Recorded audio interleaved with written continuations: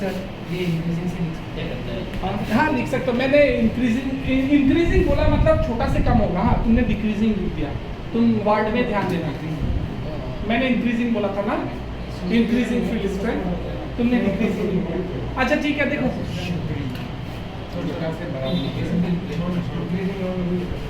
कोई बात नहीं, कोई बात नहीं, कोई बात नहीं, तुमने समझ में आ गया ना तुमको, हो जाएगा, हो जाएगा। अच्छा सुनो, बात सुनो, ये जो लिगेंड का स्ट्रेंथ है ये हमारा बैलेंस बॉन्ड थ्योरी ने नहीं दिया था। बारे बारे बोल रहा हूँ, ये बैलेंस बॉन्ड थ्योरी ने नहीं दिया था, ठीक है। लेकिन फिर भी इसका ज्ञान चाहिए तुम्हें, क्यों? बैलेंस बॉन्ड थ्योरी का क्वेश्चन सॉल्व करने के लिए, ठीक है। तो यहाँ पे बेसिकली तुम ऐसा बोल सकते हो कि हमारा वाटर तक, जहां तक वाटर है, वाटर तक हमारा वीक फील्ड लिगेंड होता है, ठीक है। बेसिकली वाटर तक तुम्हारा वीक फील्ड लिगेंड होता है, ठीक है।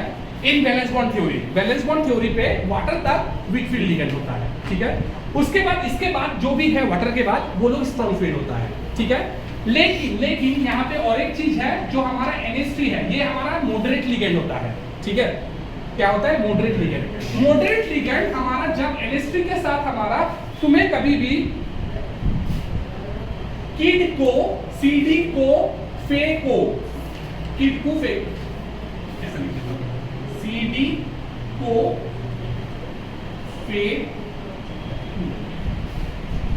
जब भी तुम्हें ये चार मेटल दिखाई देगा तो एमोनिया हमारा स्ट्रॉन्ग फील्ड लिगेंड जैसे काम करेगा, ठीक है।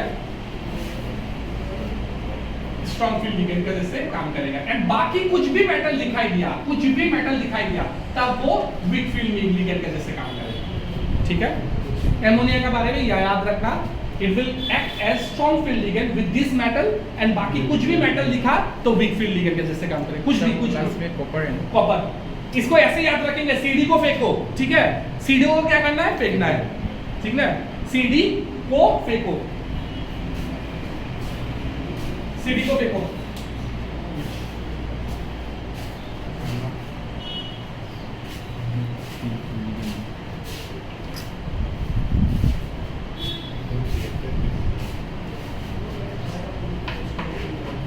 ठीक है, ठीक है।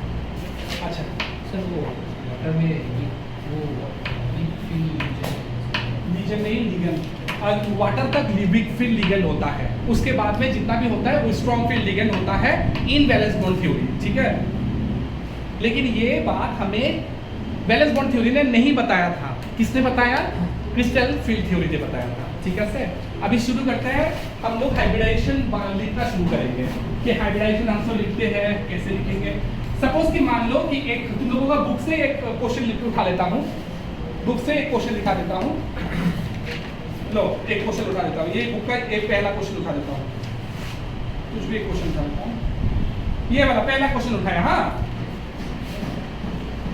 ये लो।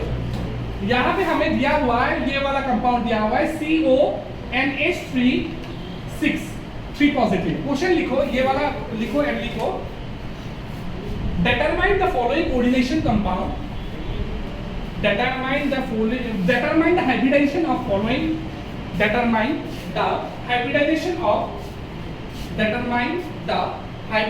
of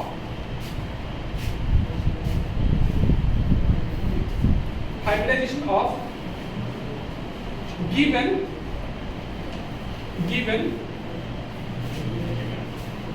coordination compound, and also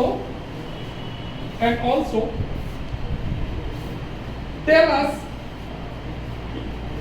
it is inner spin complex or outer spin complex.